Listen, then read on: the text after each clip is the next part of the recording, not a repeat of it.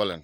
গ্রামের পুকুরে অনেকের পুকুরে এখনো অনেকে পুকুরে গোসল করে, আর এক সময় আমরা ছোট সময় পুকুরেই গোসল করছি, হয় টিউবওয়েলে হ্যাঁ। নাইলে পুকুরে। হ্যাঁ তো গ্রামের পুকুরে ফজরে যখন আজান দেয় তখন কিন্তু অন্ধকার থাকে, হ্যাঁ কিন্তু কারেন্টের বাতি ছিল না, অন্ধকার অন্ধকার। হুম বড় অনেক বড় পুকুর, এখান থেকে ধরো না ওই যে হোটেল যেটা দেখা যায় ওই পর্যন্ত।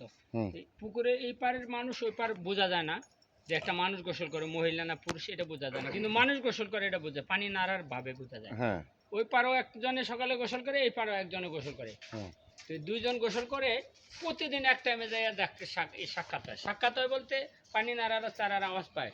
তো ওই পারে যে গোসল করে এই লোকটা সারা রাত ধরে চুরি করে, মানুষের মাটি কাটিয়া শীত কাটিয়া ঘরে ঢুকিয়া চুরি করে আইসা আর সকালের টাইমে গোসল করে ঘুমায়।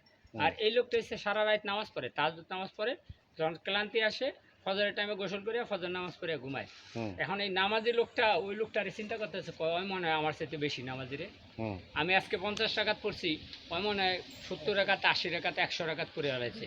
হ্যাঁ আর ওই চোরাই মনে করে, এই শালায় মনে হয় যে আমার সাথে আরো বড় চোর রে, আমি আজকে 3 ঘরে চুরি করেছি, আমার মনে হয় 4-5 ঘরে চুরি করেছে, বুঝছেনি? মানে যে এটা বুঝে এটা তো বুঝলেন যার যে নিয়ত। নিয়ত এটা না, এটার আরেকটা সহজ প্রমাণ আছে। হ্যাঁ আমরা ছোট সময়ে 1 টাকা দামের চকলেট কিনতাম, ওটার ভিতরে রঙিন চশমা পাওয়া যেত, রঙিন। লাল হলুদ সবুজ। 5 জনে 5টা চকলেট খাওয়ার পরে 5 জনের চশমা দিছি। এখন আকাশের দিকে তাকায় একজন কয়, কিরে আকাশ দিয়ে হলুদ দেখা যায়, ওই পেটা থাপ্পড় মারুম, কয় কি দেখেন হলুদ, আমি দেখতেছি আকাশ লাল, কারণ আমি লাল চশমা দিছি। লাল চশমা। আরেকজন কয় পেটা তোকে কেউ কথা হয় না, আমি দিতে আছি আকাশ সবুজ, মানে হচ্ছে সবুজ চশমা দিছি। এখন মানুষ যে যেরকম হ্যাঁ আরেকটা মানুষকে ওরকম ধারণা করে, ঠিক আছে? হ্যাঁ এই জন্য আমি যদি খারাপ থাকি, আরেকটা লোক দেখতেছে হাঁটতেছে, আমি যদি লুচ্ছই তুই মনে করি শালায় তো আমার তো বড় লুচ্ছে, তো রাতে রাস্তা করতেছে।